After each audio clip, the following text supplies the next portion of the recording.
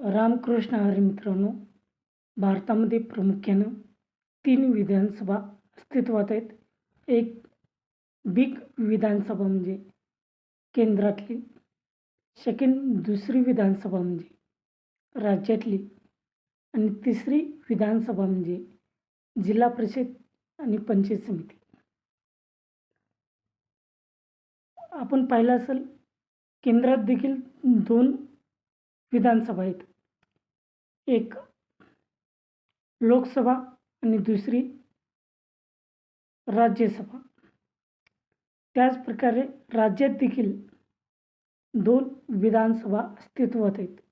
एक म्हणजे विधान परिषद आणि दुसरी विधानसभा. आणि त्याचप्रकारे जिल्ह्यात देखील 2 विधानसभा अस्तित्वात आहेत. एक म्हणजे जिल्हा परिषद आणि दुसरी पंचायत समिती. या सर्वाच्या विधानसभेमधून जितका विकास गाव पातळीवर होणार आहे, इतर कोणीही विकास करू शकत नाही.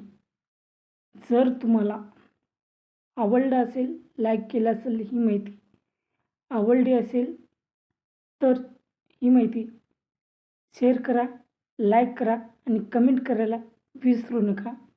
आणि जाता जाता चॅनलला सबस्क्राईब करायला देखील विसरू नका.